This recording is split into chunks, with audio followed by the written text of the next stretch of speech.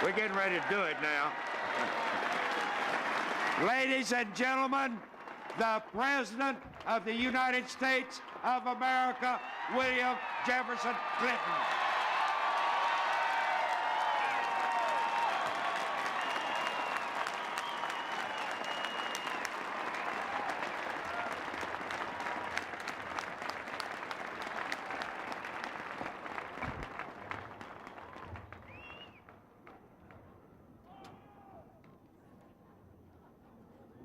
My fellow citizens, today we celebrate the mystery of American renewal. This ceremony is held in the depth of winter, but by the words we speak and the faces we show the world, we force the spring.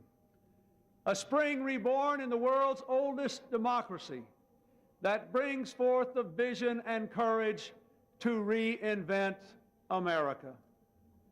When our founders boldly declared America's independence to the world and our purposes to the Almighty, they knew that America, to endure, would have to change.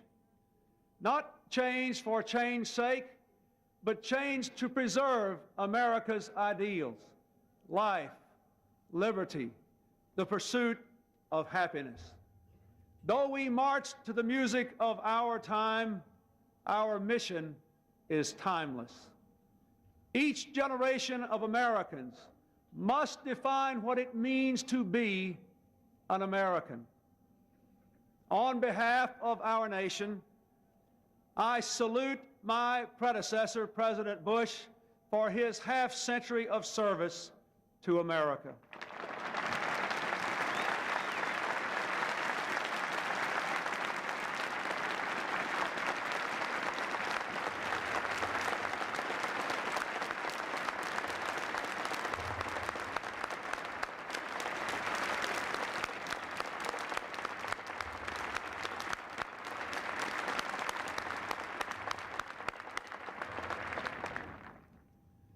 And I thank the millions of men and women whose steadfastness and sacrifice triumphed over depression, fascism, and communism.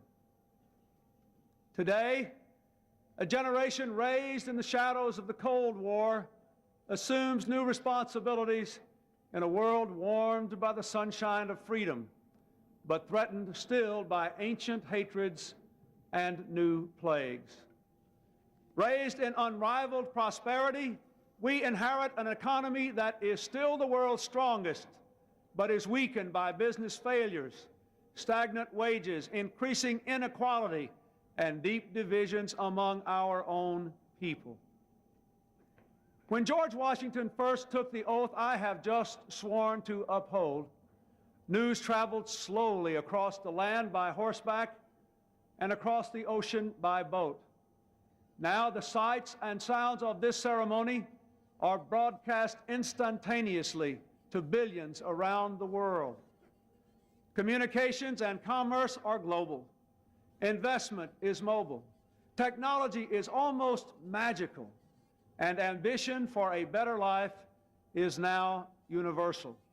We earn our livelihood in America today in peaceful competition with people all across the earth. Profound and powerful forces are shaking and remaking our world.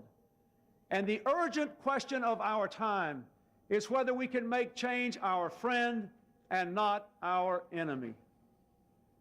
This new world has already enriched the lives of millions of Americans who are able to compete and win in it.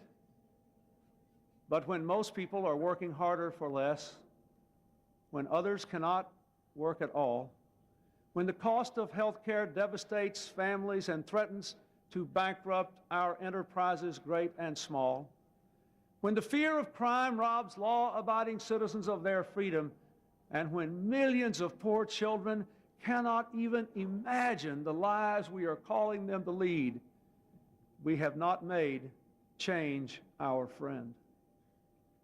We know we have to face hard truths and take strong steps, but we have not done so. Instead, we have drifted, and that drifting has eroded our resources, fractured our economy, and shaken our confidence.